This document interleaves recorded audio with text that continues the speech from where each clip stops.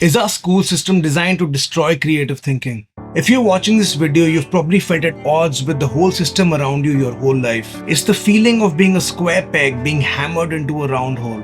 And somewhere in your gut or at the back of your head, you must have felt that the school system you went to for almost 14 years of your life wasn't designed to help you, but instead was hell-bent in stripping away any part of you that made you unique.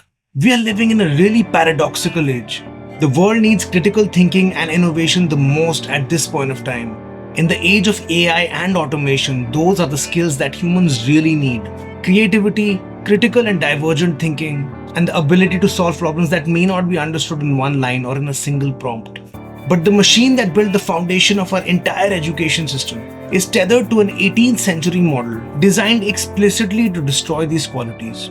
This video is a systemic review of that betrayal. We are going to look at the history, the psychology, and the economic reality of why schools kill creativity. Chapter 1. The Blueprint. We were told that school was meant to enlighten us. But the deeper one looks, you realize that it really wasn't. It was designed to police you and to make you okay with the fact that you are being policed. To understand why we have to raise a hand in the classroom, to go to the bathroom till the age of 18, we have to go back to Prussia or modern-day Germany in 1806. Prussia had just lost a war to Napoleon, and its state leaders convened together to try and figure out why they had lost. Their conclusion? That their soldiers were too independent, they thought too much, and they questioned orders too much. At this point, a philosopher named Johann Fichte proposed a new education which in his own words would have one singular goal, which was to destroy free will. He wanted to fashion the student in a way that he simply could not think in a way that was different from the way that the state wanted him to think. Reliable, obedient subjects were the order of the day, and not geniuses or independent thinkers or creative dreamers. This model was so effective at creating compliant workers that it was imported to the United States and the British Empire during the Industrial Revolution. And think about it, a factory owner does not need an artist or a creative thinker who questions the workflow. It needs a worker who can endure the boredom, who shows up on time and follows instructions without ever asking why. They invented batch processing of students.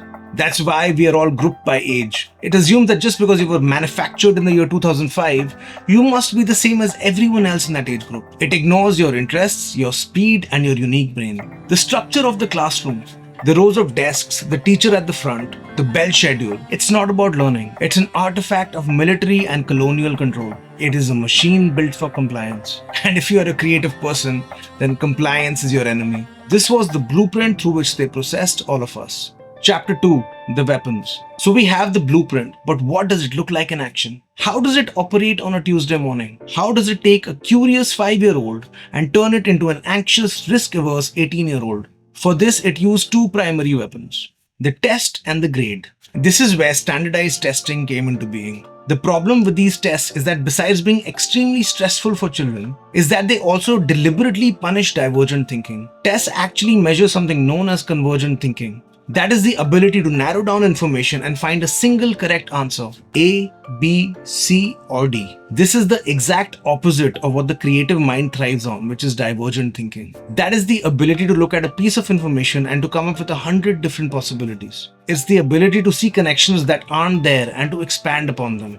Because a standardized test cannot measure divergent thinking, the system pretends it doesn't exist. If it's not on the test, it's not important. So we cut the arts, we cut the debate, we cut the play. We narrow your mind to fit in the bubble. The second weapon that the school system uses to numb your creative mind is the grade.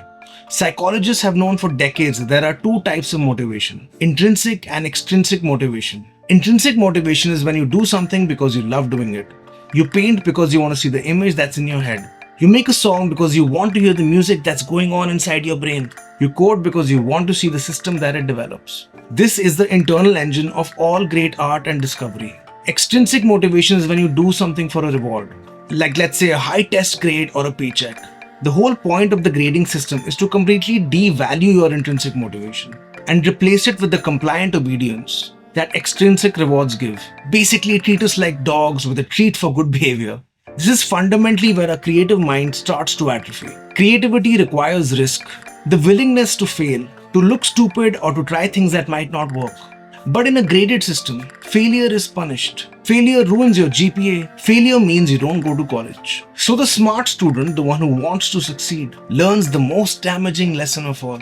Do not take risks. We learn to optimize for the grade, not for the knowledge. And the system beats the risk tolerance out of us. It trains us to be safe. Chapter 3. The cost. This video could be a philosophical complaint, but it's more than that. We are currently living through a creativity crisis, and I've spoken about it in my other videos, but I really think it needs to be talked about more.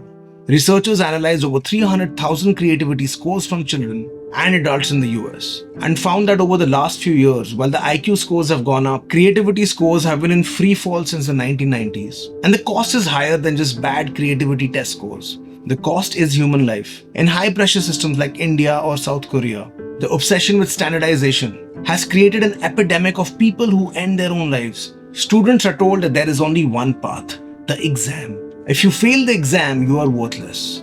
In coaching hubs like Kota, India, dozens of students take their own lives every year because they cannot keep up with the standardized system they're meant to keep up with.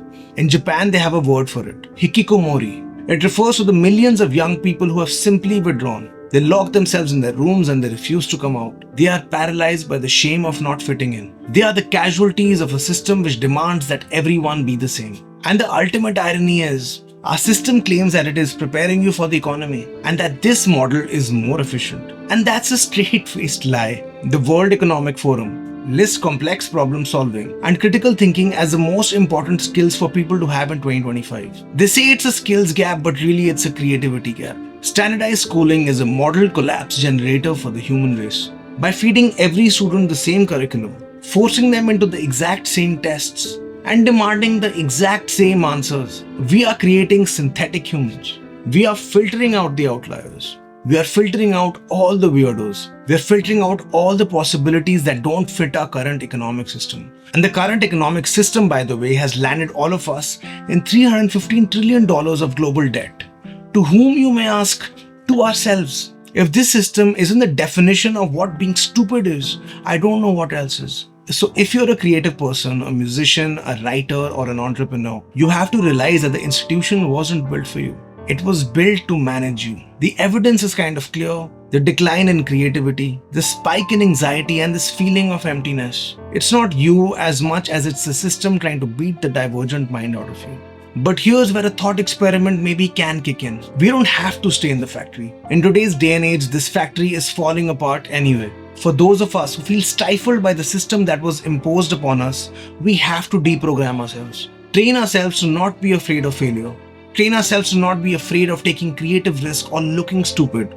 The risk aversion that our system has tried to lock us into has to be broken out of.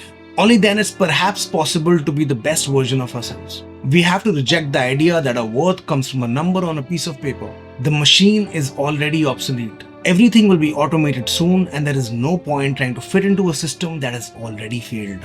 Do not comply. Create what you want. If you stayed for so long, thank you so much for watching, and please let me know in a comment how you think we can reclaim our appetite for risk and creativity. As a musician myself, I love sharing my music with you, and here's a song I made recently that I'm really proud of. And I'm excited to share that in January, new music will be coming from me finally. And if you prefer more of these talking head style of videos, here's a video I think you might like. If you liked or felt anything at all, please leave a comment. I would love to connect with you.